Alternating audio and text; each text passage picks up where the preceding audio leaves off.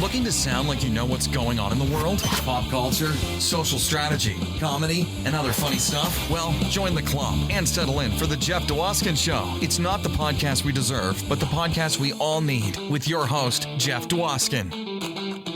All right, Jay, thank you so much for that amazing introduction. You get the show going each and every week, and this week was no exception. Welcome, everybody, to episode 122 of Live from Detroit, the Jeff Dwoskin Show. As always, I am your host, Jeff Dwoskin. Great to be back for another amazing episode. This week, we're bringing the laughs with comedian Paul Mecurio. You loved him on The Daily Show with Jon Stewart, The Late Show with Stephen Colbert. Amazing podcaster, host of Inside Out with Paul Mecurio. Maybe you caught his one-man show, Off-Broadway, Permission to Speak with Paul Mecurio. Or maybe his Comedy Central special, or the CBS Late Late Show, or The Tonight Show. There's a million places you probably have seen and loved and adored Paul Mecurio. And now we can add to the list this podcast, Live from Detroit, the Jeff Dwoskin Show, to his extensive credit list. Excited to share my conversation with Paul with you, and that's coming up in just a few minutes. I do hope you're doing well. I'm still recovering from my nerdgasm of having Will Wheaton on the show last week. It was so much fun talking to Will Wheaton about Star Trek: The Next Generation, The Big Bang Theory, and all the amazing things that he's done. He shared so many great stories. Oh my goodness. I think the episode's an hour. It could have gone a million hours long. He has that many amazing stories to tell. I hear, even if you have listened to it once, that it's therapeutic to listen to it 5 or 6 more times. It's not documented. Anyway, I appreciate everyone that reached out. I got really excited when Will put my Instagram stories into his stories a couple of times. It is always a thrill, even for me, to be shared and liked by my guests on social media. So much fun. Oh, a news alert. Oh, what's this say? It says, my friends Jeff Zonder and Howard Rosner have challenged me to an Axis and Allies rematch after I researched their good names in my Will Wheaton episode where I disclosed a 90-minute victory in Axis and Allies over both of them. Well, I'll have to take this into consideration and keep all of you updated if all of our wives even let us attempt a 10-hour rematch of Axis and Allies. Until then, never let it be said I do not use sound effects. I haven't mentioned it in a while, but check out jeffisfunny.com. That's home of Live from Detroit, the Jeff Dwoskin Show on the web. You can buy me a coffee, sign up for my mailing list. Also on YouTube are all the back episodes of Crossing the Streams, our weekly live show that we do every Wednesday at 9:30 p.m. Eastern Time on YouTube, Twitter, and Facebook, where we discuss the TV shows you should be binging. Also, if you keep your ears peeled right here to this podcast feed, I throw in bonus episodes that have highlights from the live show. So if you can't catch us live, it will be delivered to your ears at some point. I'm excited to share my conversation with Paul Mecurio with you. We worked together in 2012 at Mark Ridley's Comedy Castle. He was amazing. We talk a little bit about that. Paul shares his amazing journey from corporate life to following his calling as a comedian. All that's coming up in just a few minutes. But before that, I do want to thank everyone in advance for their support of the sponsors. When you support the sponsors, you're supporting us here at Live from Detroit, the Jeff Dwoskin Show. And that's how we keep the lights on. Today's interview sponsor, Downtown Beirut 2, bringing you the best in slashings, muggings, and stand-up comedy. There's no better place than Downtown Beirut 2 to see all the famous people way before they're famous. Because let's face it, once they're famous, they won't come to Downtown Beirut 2. So get the laughs while they're cheap and be able to say you saw them when. Come on down to Downtown Beirut 2 today. All right. Well, it sounds like a very inexpensive way to see stand-up comedy. Check that out in your area. In the meantime, I'm excited to share with you my conversation I had with Paul Mecurio. Enjoy. All right, everybody. I'm excited to introduce my next guest to the show. Comedian, podcaster. You loved him on The Daily Show, regular on Stephen Colbert, an off-Broadway sensation with permission to speak. Ladies and gentlemen, Paul Mecurio. How are you, Paul? Good, man. How are you? Good to be with you. It's been a while since we worked together at the Comedy Castle in Detroit. It's been a while. It's 2012. We graced the stage together. I was always amazed by how you started off your act. At the time, at least, you went into the audience. It was almost like all kind of improvised right in the very beginning, very engaging. I always thought that was just so brave and amazing. Or stupid, one of the two. I like sort of talking to them. I think people have really interesting stories, and that's actually is the basis for my one-man show, which is just getting people to, it's not making fun of them or like a Rickles kind of thing. It's just more like talking to them and then them revealing like these crazy facts about their lives. And you realize just either how your life is just as crazy as somebody else's or not as crazy or whatever. It's just like, so it's hard for me not to walk in a room and do that. You know what I mean? Like it just feels natural to me to do it that way. Sometimes I don't. I just jump into my act, but I eventually do find myself talking to them at least a little bit, Yeah, I was inspired by it. I thought it was because I'd never seen someone do it to that extent before. You walked into the audience. I mean, you became part of.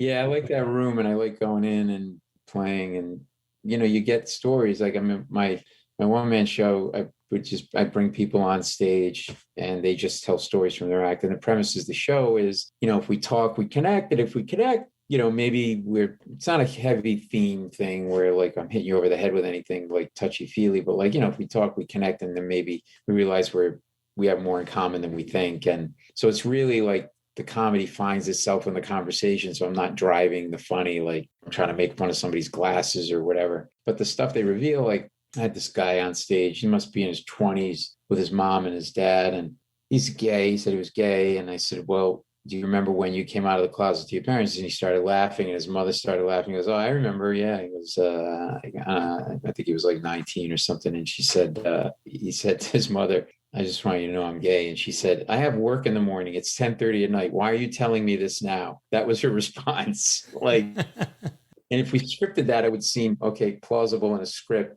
But it just is so not believable, but it happens in real life, And so, and then we had this other couple in their 70s, and they met through an S&M website, and they are into dominance, and they're like, they look like your grandmother and your grandfather, like, and they're legit, like, and people's jaws are on the floor, like, oh my God. Again, it's like if you wrote it in a script, we'd go like, I don't know if people would believe that two 75-year-old people are in the S&M. It's like, nope, they're right there in front of me. They are. That's awesome. I totally understand the mom's reaction. I'll talk to my wife, and the reaction is, why did you think I would be able to process and react to this appropriately at this exact moment? My wife will like sort of give me a lot of precursor rambling. Like she had to look up the price of a flight for me that I had to go somewhere. So what I did was Delta, they have miles, but then they don't do miles. And I'm just like, can we just get to the punchline? How much is it? How much is it? And it's sort of so much information I'm trying to process where all I need is like one number from her, But yeah, so anyway, the show's been really fun. The one-man show, kind of being able to do that and frame it. And I got this Frank Oz helped develop the show with me, and the set director, a designer for the Late Show with Stephen Colbert and the Daily Show and the Colbert Report. Jim Fenhagen is his name. He's 27 Emmy Awards. He designed the set, and we take pictures of people in the lobby who are going to be in the audience. And through this technology we developed, we digitally map their faces on the set. And so they can see themselves on the set during the show, because it's really, the show's about the audience. So it's been really cool. Keep doing it and keep getting these amazing stories. It's crazy. That's awesome. So you started that in 2018, just before, and kind of probably slammed into the pandemic with it. Yeah. And then I kind of had to stop, and we're going to take it on the road too. But yeah, there's this other guy, he's like 25. He goes, yeah, I broke up with my girlfriend. He goes, why? Because I taught her how to shoplift and she wouldn't listen to me, and I got fed up. I'm like, what? He goes, yeah, I taught her how to shoplift and she wanted to go shoplift at CVS. And I'm like, you don't want to shoplift at CVS. It's not worth it. And I go, wait, back up. been doing illegal stuff. I've been stealing bikes since I was 12. And, that's how he says, I stopped now. I clean up, but I can steal anything. And he got mad at his girlfriend because he taught her how to shoplift, but she wouldn't listen to him. And she went to CVS and he goes, don't go to CVS. You're going to get, and the crowd is like, and the thing that was crazy was he was not self-aware. He wasn't putting on an act and he didn't realize just how effed up this was, like how he was legitimately, he thought him teaching her to shoplift was normal. And then his reaction to her getting mad at her that she got arrested at CVS, not because she got arrested, but she got caught. He was mad that he got caught. She wouldn't listen to him. He all thought that was normal. And that was the beauty of it, right? Like he was in his own world. Like everybody else in the room was like, this is really screwed up. And this guy, so he goes, yeah, I told him not to go to CVS because we're going to do steal like lipstick and like some pens. It's not worth it. You got to go to a place where you can steal like jewelry. Sure enough, she goes CVS. She gets arrested. She's in the cop car. She goes, I'm not bailing out. And I just walked away from her. Your head's like, what just happened? Like, so anyway, it's been really fun to get these crazy stories from very normal people. That is really funny, but I can see his point. Exactly. Yeah. It's like, well, if you're not going to listen to me, go to jail and maybe you'll learn a lesson that way. Okay. Because this isn't working. I can't, it's like I'm talking to myself. I'm trying to teach you how to steal, for God's sake. Right. You don't want to go down for stealing like extra strength Tylenol. Yeah, exactly. And then, we're putting it on the road too. So we're putting dates together to do that. And because I really want to go to other parts of the country with it, because I have that experience through stand-up. So I know the stories are out there, and I was getting people from all over the US and all over the world because, they come to New York, they go to Broadway. I had everybody, like some older couple living on a boat and just create great stories from them. So, we're going to take it around and we feel like we hit on something that nobody else is really doing, I mean, it's not like traditional crowd work. It's framed with a point of view and a theme. And there's some technical aspects to it to kind of really give it some little bit of a life on stage. It's not just a guy going, what do you do? Where are you from? Kind of thing. Nice hat, buddy. That kind of stuff. No, it sounds great. There's got to be some niceness to having it just in New York, though, not like almost like a Vegas residency, but in New York on off-Broadway. Yeah. The family probably likes that. It's nice. I run from the late show and then do that. And I think people, when they're visiting another city, they're a little bit more loose. Like they're not working, you know what I mean? Like they're on vacation. So I think you got to get a little bit more stuff out of people when they're kind of in this relaxed state of mind, Yeah, absolutely. Right. Because they're on vacation. There's no way the other 100 people in this room know who I am. Yeah, exactly. I can go into my cloak and dagger routine because I'm not in my own city where my entire subdivision's going to know about it by Tuesday. And I'm not thinking about, this report that I have due tomorrow that I have to get home and do as soon as I'm done at this theater, I think there's a benefit to that too, just having somebody in another city in like New York, it energizes people and stuff, I had another guy that his wife was cheating on him with a minister in Czechoslovakia. The reason he figured it out was his mother died. She was Czechoslovakian. They went there for the funeral. This priest started hitting on his wife. And then he realized that the priest was sleeping with her because the guy was a fat, troll, which is the way he described him. And his wife stayed there for a while and would go hike. And this guy was hiking with her and losing weight. So he realized that he was sleeping with this woman because this woman was helping him lose weight. And yet they're still living together here in Brooklyn. It's just, the stories just get so thick and rich and like they go all over the place. It's really great. Anyway. No, that's awesome. That must be such a kick. What story did you hear and it just kind of stopped you? Like, you're like, I don't even know where to go with this.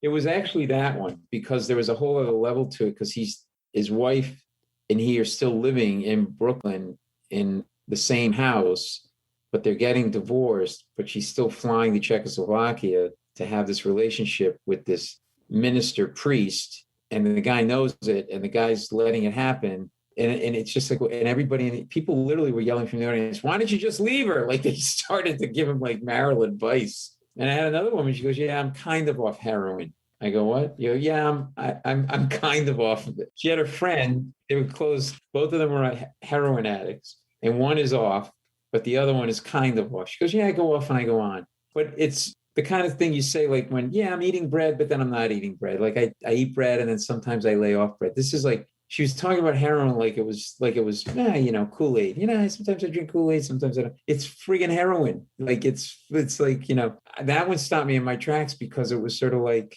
am I happy for you? Or is it sad or pathetic that you're not off of it? Or you're kind of like, it's like I'm sort of not murdering anymore. I'm murdering a little bit, but not as much as I used to. Like that's kind of how I didn't know how to react to it. It's amazing how many versions of normal exist in the world. Like everyone has their own, like however they are, they think that's normal. I did jury duty once, and it's amazing when you do jury duty because you're sitting there and you all watch the same exact thing. And then you go into the jury room and you start to talk about it. Differences, I guess it's not as surprising, the way the country is now, but like, the way everyone can see the same thing and then have completely different versions and takes on it. I was like, I can't believe this. How is that even possible? But then everyone had like this different point of view. And I was like, oh, I grew up really sheltered. It's like 12 Angry Men, but like, you're right. I mean, I never thought of it that way, but you're absolutely right. People do look at their version of normal, like this woman with like, I'm kind of off heroin, that was normal to her. And then I know there were people in the audience like never even did a drug, let alone heroin. And so they couldn't get their head around it. But the thing that I like about it is that afterwards people would come and talk to each other in the audience and go, I thought that was really interesting. Oh, I never did that. Or I always wanted to, sail around the world in a boat. Like it does bring people sort of together to do their thing, to kind of have this engagement that they wouldn't have otherwise. What sounds amazing. It sounds like what's so cool about it versus like doing a stand-up act or a play or anything like that. It's different every time. Yeah, it really is. That's what I really love about it. And I just love how honest the people are. As long as they know you're not going to compromise them and be mean, they'll give you everything. They'll give you the world, That's so cool. Yeah. Yeah. All right. I want to see the show. So, all right. All right. I won't charge you for the ticket. You come in free. You're my friend. Thank you, Paul. Thank you. That is so lovely. Awesome. I got like 10 friends I didn't mention that are coming too. I love when someone does it. Someone's like, we're eating, and someone's like, I got it. I go, oh, then hang on a second. Waiter. Exactly. Bring me that cheesecake. Bring me 3 pieces. I'm going to be hungry later. I think a lot of people probably know you from various things, but specifically probably the Daily Show. But I kind of you have a very unique kind of story that kind of leads up from what I know you call kind of an original double life that kind of then broke off into comedy full time. But you were an investment lawyer on Wall Street.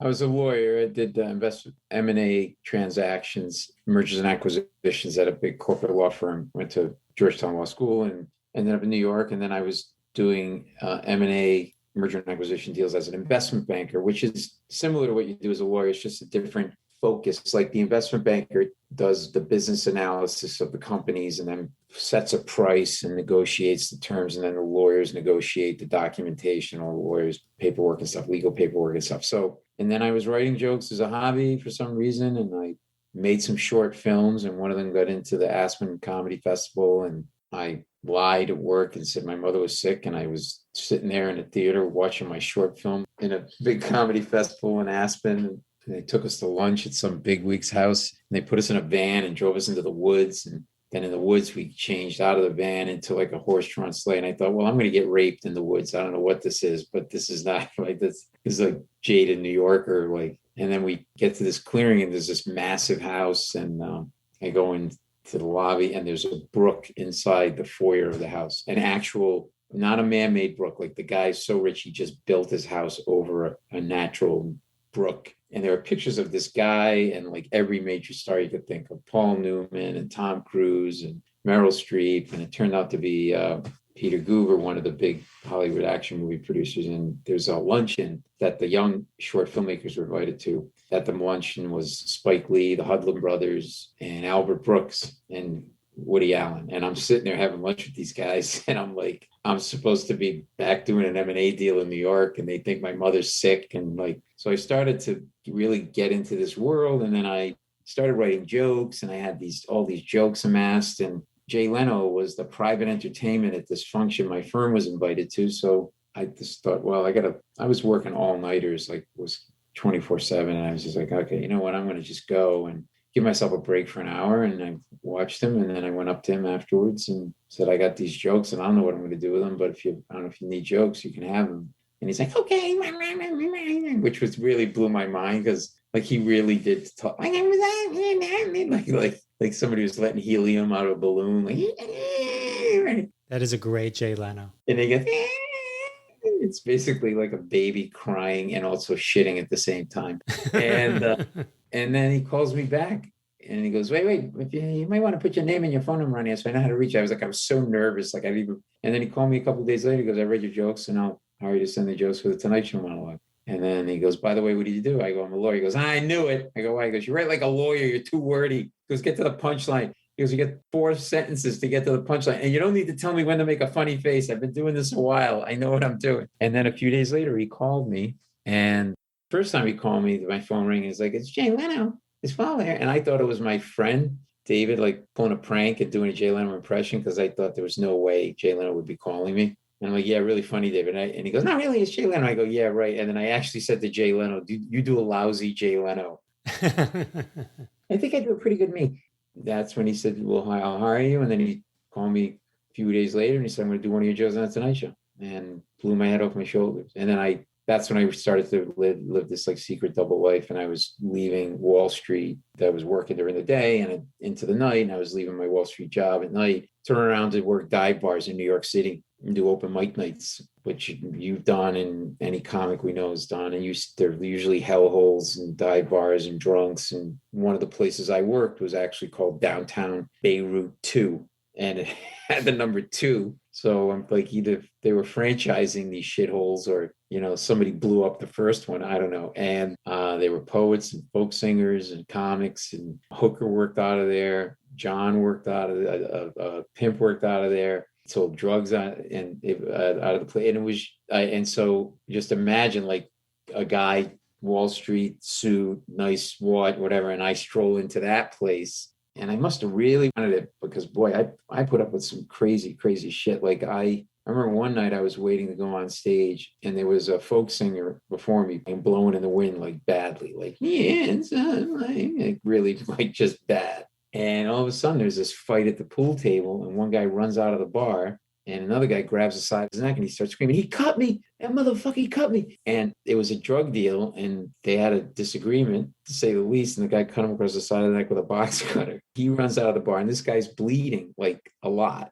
from the side of his neck. He cut me, man. And the girlfriend's crying like, oh my God, look at my boyfriend. He cut me. The answer, my friend, the guy just keeps playing like he's not getting off, right? Like he doesn't even stop for any of this. And then I think the show's over and I start to leave. And then I hear the MC go up and go, all right, how about a hand for John, whatever? You guys ready for some comedy now? And I'm like, what? And I was next. And I was doing it, like you don't realize when you're first starting out, right? Like you don't have to go on if you don't want to go on. You just say, I'm not going to go on. And I go on because I didn't know better. And I said, nice to be here at Downtown Beirut 2. I always wanted to follow a slashing, which I thought was a pretty good line. Thank you for laughing. But apparently the guy who got slashed didn't think it was a good line because he heard me and he had all these bloody napkins. At this point, he was drunk and wandering around like screaming, I'm going to get him. I'm going to get him. And he heard me go, you making fun of me? And he throws all these bloody napkins at me and they hit me in my shirt and they stick to my shirt, like right in the rib cage. And they make this big blood stain on my white Brooks Brothers shirt. Now I'm like, fuck this guy. I'm staying up here. I don't care I'm going to stay up here long enough so he bleeds to death, right? And he turns back to me about 2 minutes later and he goes, hey, what are you doing anyway? I go, trying to tell jokes. He goes, oh yeah. He goes, I like jokes. Nobody's listening to you. Hold on a second. He turns back to the bar. He goes, hey, everybody, shut the hell up. This guy's trying to tell jokes. And the whole place shut up. I had like the best 2 minutes of my life. I go back to the firm. I had work to do that night and I'm all dressed and now I'm like a 12-year-old trying to hide this blood stain. So I got this big file folder that I have in front of this blood stain and I'm wandering around the law firm and I walk into the conference room and everybody's in the conference room and the senior lawyer from my firm's there and he's never there late. And he was really pissed because he couldn't find me for like 3 hours because I was at Downtown Beirut 2. And he goes, where have you been? What have you been doing? And he goes, why do you have a blood stain on your shirt? I thought, okay, well, I'm dead because I was keeping this a secret from everybody at work. And he's like, right. And I'm like, I'm dead.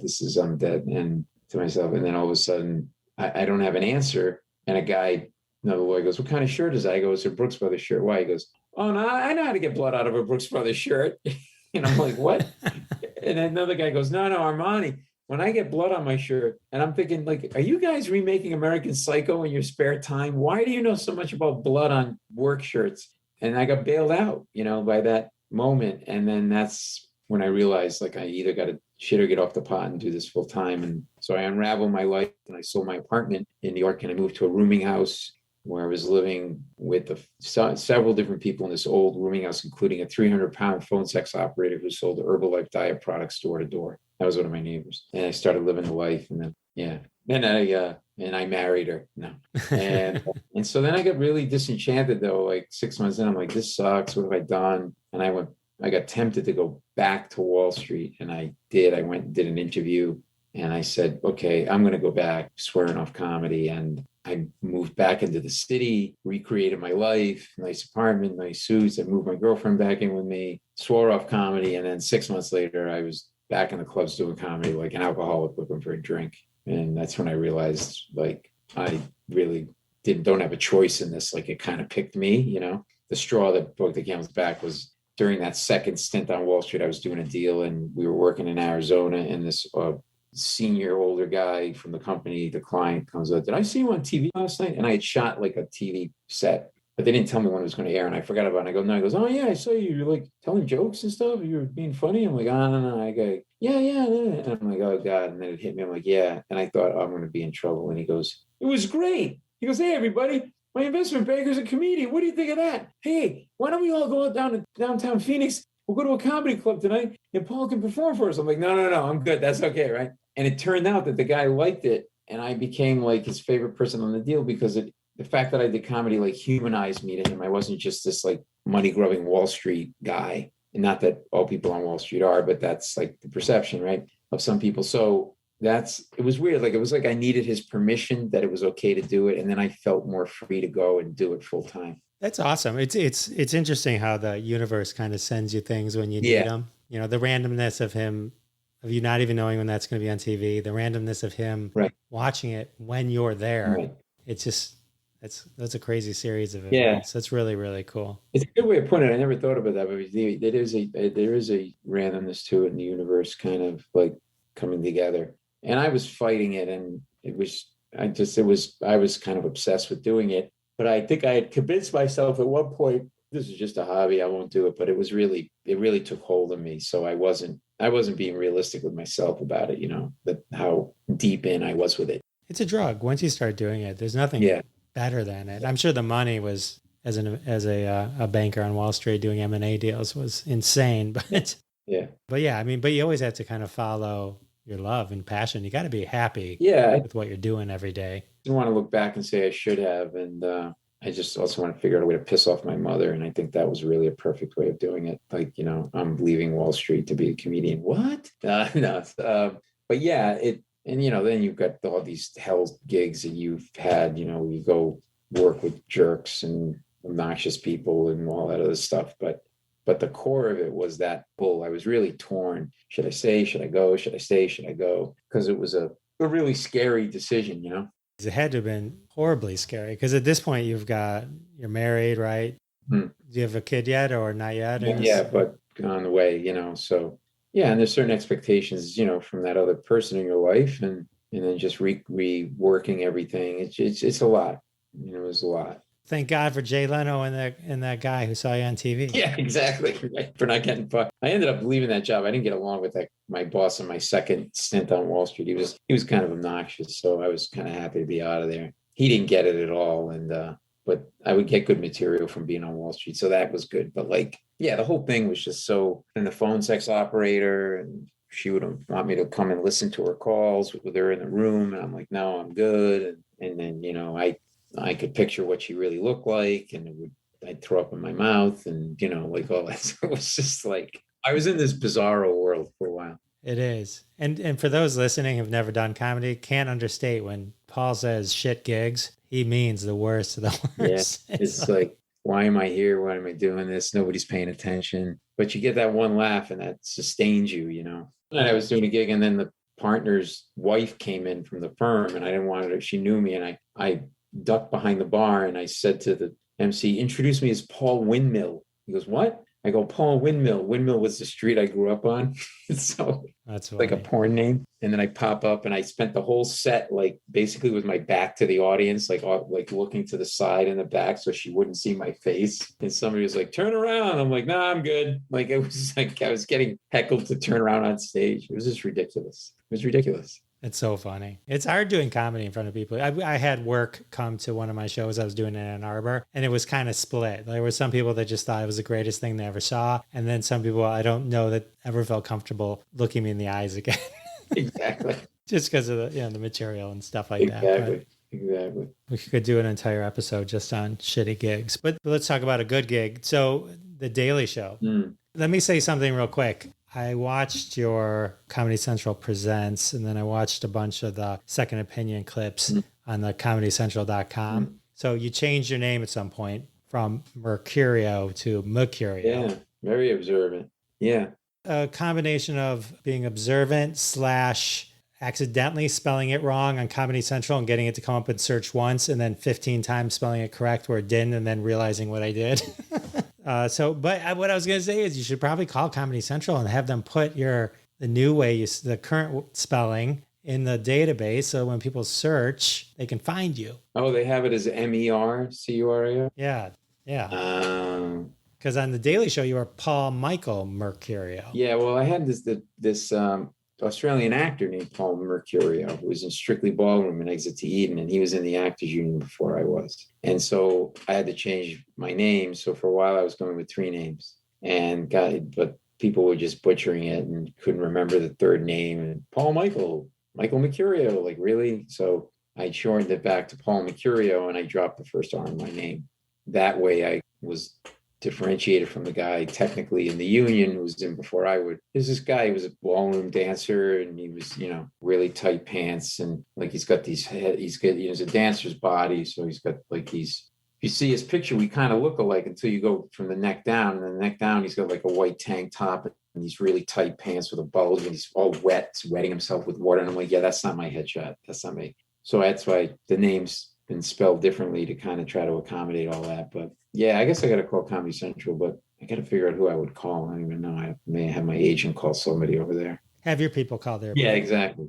Talk about like how did you land the gig at the Daily Show? You were there for many years, and were you a writer and you were a correspondent? Yeah, and I was doing stand up in the city, and Liz Winstead knew me, one of the co-creators. Her and Madeline Smithberg created the show and asked me to submit some stuff, and they liked it and hired me. And then we were doing this new show, and they were just leaving us alone, letting us do all sorts of crazy stuff. And sometimes we get in trouble and get yelled at by the president of the network. Like we wrote this piece like about the Disneyfication of Times Square, whereas the porn shops were gone and now replaced by all these, theme stores like Disney. And we go in and go, but is it really is it really any different, or is it just a front? And then like pick up a doll and go, this is a dildo, like the mermaid doll, like all the Disney classic dildo. And then they put the piece together. And on Friday we'd have a meeting, and the president of the network's like, just, when your dad's screaming at you like he's like blind with anger. He's like, you can't say dildo 12 times in a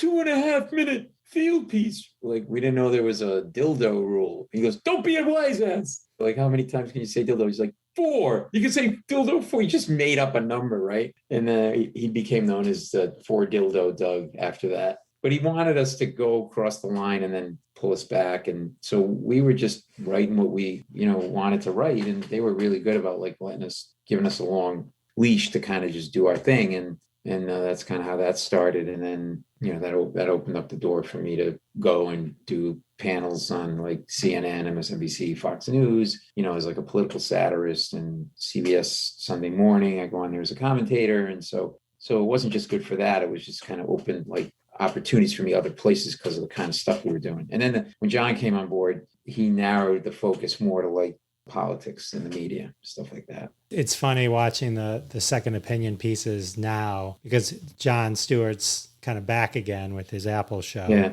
Problem with. He's so young. You both such babies. Just in terms of like I know. looking so young. John's still looks good, but very gray now. There he's just That beard doesn't help him either. I'm like, he should shave the beard if he doesn't want to look so like a gray beard is like, but he wears it well, but yeah, it was good. It was great. We got to go to travel and go to these different towns and we would do midterm election shows in like universities like Ohio State and George Washington University and stuff like that. Oh, I totally left out. They're very important, but now's a good time to mention it. Emmy and Peabody Award winner, Paul Mecurio. Boom. I'm a big shot. Yes, there you go. I got the hardware, baby. I got the hardware. I just got to get the Tony and Oscar, and then I'll have a complete. Yeah, and then I can retire. And by retire means stop begging for money in Times Square. Yeah, so it was really a great gig to start out doing, and I didn't really plan on doing it, and actually was not going to do it because I just wanted to do stand-up, but it just opened the doors, and like we were just we got yelled at for doing inappropriate blowjob jokes on the air that got on somehow, and with graphics with like shots of stuff on people's faces, and like we'd get yelled at and they'd pull the show, and then other time, but they really wanted us to cross the line sometimes and then pull us back because they wanted it to have an edge. Yeah, no, it's so cool. I mean, the Daily Show like launched so many people. I mean, in addition to you, Stephen Colbert, who I know you're good buddies with, John Oliver came from there, Lewis Black, Steve Carell. Yeah. I mean, it's just. I used to write the Lewis Black segment. Myself and my writing partner were the ones that really pitched Lewis to be a part of that show, and we would write that segment with him Back in Black. We would have so much fun because we would just it was always like these sort of odd little stories that we couldn't do in the other part of the show. And it was always like a Florida man, ... And then it was like some crazy, batshit crazy thing that somebody in Florida, he sees a image of the Virgin Mary in an oil slick in his parking lot. And so we would just sit, and that's when you could smoke inside. I wasn't a smoker, but Lewis Black and the producer were like chain smokers. So it would be like a room full of smoke, and we would just be 80% of what we were saying in the riff of the video we couldn't put on the air, but the 20% we could was really pretty good. It was fun. It was really fun. This is where you became buddies with Steve Colbert? Yeah, we wrote together on that show, performed on that show, and then he went to Colbert Report, and I worked on that show for a while, and the Late Show with Stephen Colbert. But yeah, it was just an odd collection of misfits that came together to make that show, That's so cool. So I do want to make sure that we cover one other big thing. I got to check out the movie Chuck that you were in. With Liev Schreiber. Yeah, about the real life Rocky Balboa, Chuck Wepner. That's pretty cool. Yeah, it was fun. Yeah, I dress up in 70s. I looked like a little Guido from the 70s. Yeah, the one thing I noticed, like when I was watching some of the previews, Gaffigan and Ron Perlman, they did it. That was a hell of a makeup job. I mean, those two were almost unrecognizable. So cool. Let's talk about your podcast. So you have an awesome podcast with a guest list that I'm very envious of. So originally it was called Two Chairs and a Mic. At what point did it become the Paul Mecurio Show? She switched it over. I don't know, maybe it was a couple of years ago. I just wanted something that kind of, frankly, just branded my name more and was, some people said people know you, so why not put your name in it as opposed to this sort of clever title? So that was it. But, it's always been one-on-one. Just I have this like kind of eclectic interest in different things. And so I didn't want it to be like a couple of comics hanging out. I didn't want it to feel like a morning radio show kind of thing either. I didn't want it to be stand-up specific because that's already a big part of what I do. So I wanted to be able to talk to really interesting different people that I wouldn't normally get to talk to in my everyday life or in the other parts of my entertainment life. So entertainment that's kind of was just the straightforward kind. You don't get to talk to Paul McCartney in your normal daily entertainment life? He's actually in the other room right now, and we're having dinner in an hour. But that one was. Getting him was,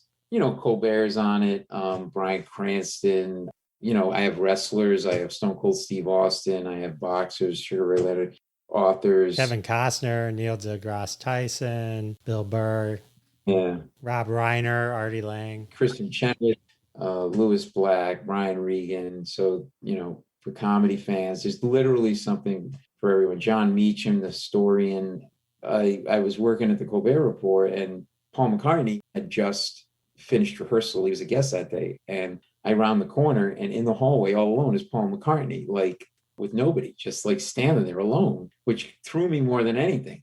And like my whole world just slowed down. I was like, oh my God, there's Paul McCartney, like in one of those moments. And then I basically said, like, should I say hi? Should I not say hi? And then I'm like, he's alone in the hallway. He's like a gazelle on the Serengeti Plains, unattended. And I'm like a lion. I'm going to go up for attack, right? So I just went up real quick. I just said, it's an honor to meet you. I'm really excited to see your performance. And I start to walk away. He goes, no, come back. And he goes, what's your name? I go, Paul. He goes, oh, Paul, that's a good name. And I'm like, all right, I'll do the jokes, buddy. You just play your little guitar and make $1 billion, all right? And then he goes, what do you do? I go, well, I'm stand up and I work on this show and the Daily Show, blah, blah, blah. And he goes, oh, I love those shows. And he starts talking about stand up, and he was Robert Williams and Richard Pryor. And he goes, you got a kid? Yeah, I got a kid. Yeah, it's hard when you're on the road, right? 5 or 10 minutes go by, and I'm just talking to Paul McCartney like I'm talking to you, like just an average person conversation, like normal, but everyday life.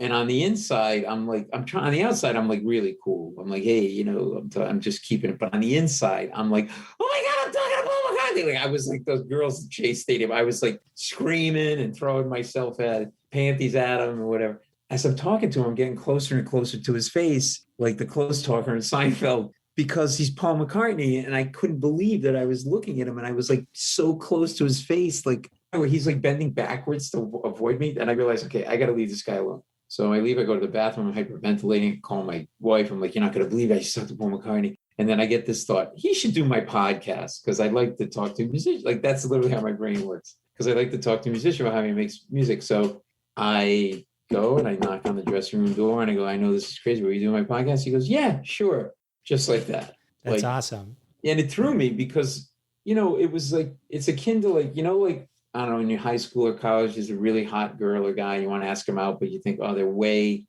hotter than I am. They'll never say yes, but I'm going to ask them anyway. At least I know that they have said yes or no. At least I asked, but I don't have a chance. Instead, they say yes, and you don't have a plan. That was me, because he goes, yeah, sure. How are we doing? And I start, now this is like, I'm at this point seasoned performer, nothing really throws me. This is me in a dressing room with Paul McCartney. He goes, yeah, sure, how we do it? I'm like, and I'm like rubbing my thigh like Rain Man, like, and then I blurt out, I'll come to London. And he's like, we're in a room in New York together. Why would you come to London? And I go, oh, I don't know.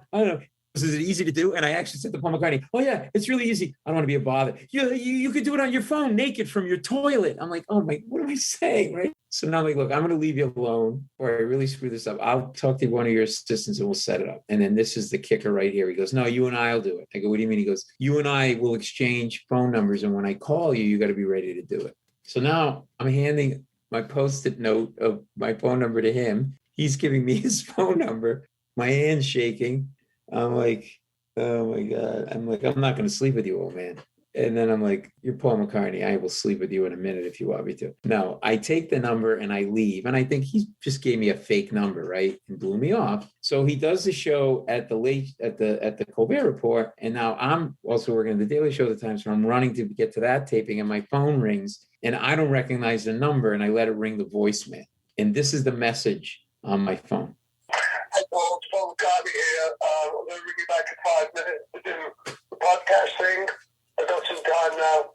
Otherwise, I'm going to run out of time. So if you're there at 5 minutes time, you got me. Okay, bye.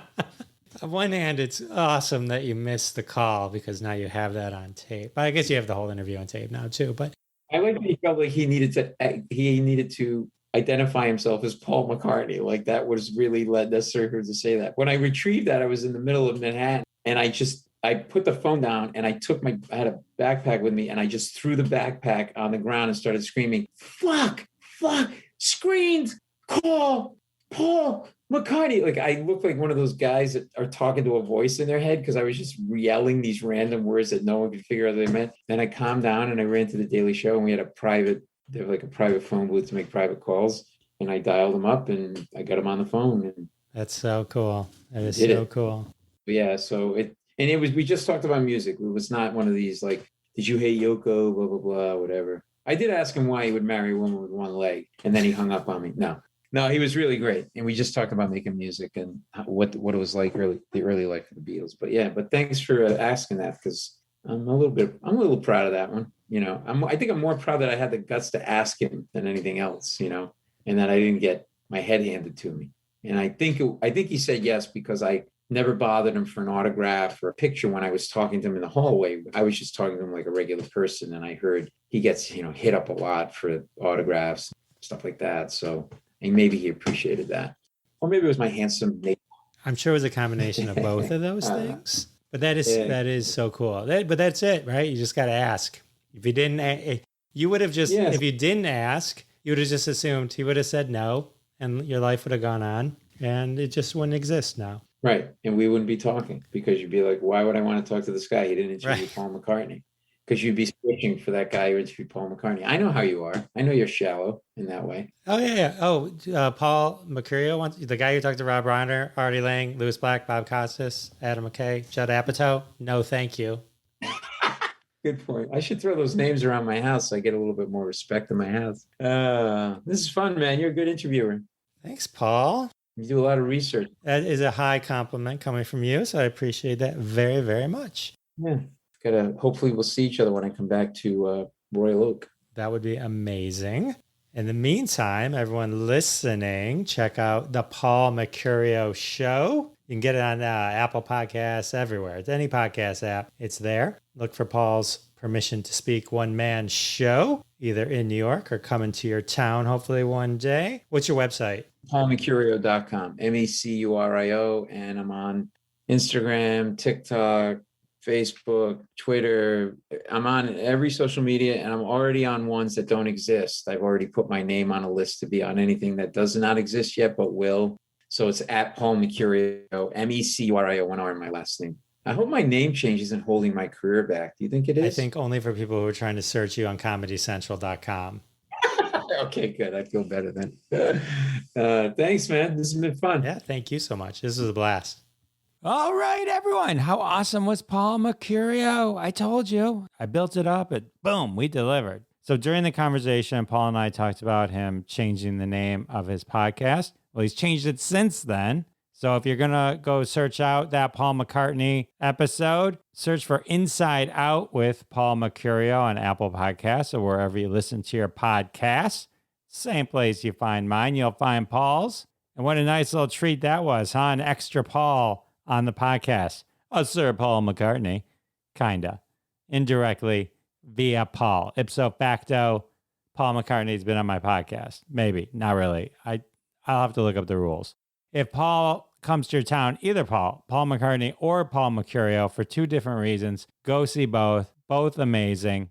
All right. Well, with the interview over, that can only mean one thing. That's right. It's time now for a trending hashtag from the family of hashtags at hashtag Roundup. That's right. Follow hashtag Roundup on Twitter at hashtag Roundup and download the free hashtag Roundup app at the Google Play Store or iTunes App Store. The app is free, totally free. Download it, get notified every time a hashtag game starts. Tweet along with us, and one day one of your tweets will show up on a future episode of Live from Detroit, The Jeff Dwoskin Show. Fame and fortune await you. This week's hashtag, of course, inspired by the conversation I had with my guest, Paul Mecurio, and his amazing one-man play, Permission to Speak, where he brings people on stage and they bare their souls. Well, would you believe? At hashtag Roundup Mad Anter and It's a Struggle, challenge Twitter, nay, the world, with hashtag My Most Boring Confession. These are probably some confessions Paul hopes would never make the show, but yet here we are with some hashtag My Most Boring Confession tweets.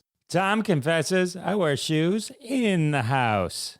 Don't do that. That's supposed to be really bad. Craig Shoemaker, I hate people who hate people and hate that hating those people. Make me one of those people. That's Craig Shoemaker. You may recognize him from episode 14 of Live from Detroit, The Jeff Dwoskin Show, an OG interview. Check that out when you get a chance. Lynn confesses, I cannot sleep with my closet door open. Not even a crack, because you know, monsters. I hear you, Lynn. I hear you. Loud and clear. Jeff knows what the hokey pokey is all about. Keep that to yourself, Jeff. Baker's has a problem mixing up East and West. I got to confess myself, I never knew which was which.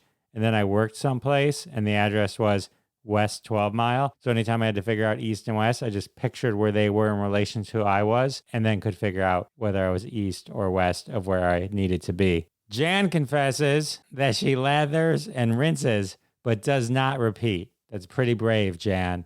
Pretty brave. Rick confesses he's walked on grass despite what the sign told him. I'm guessing that sign said, don't walk on grass. And Rick said, not today.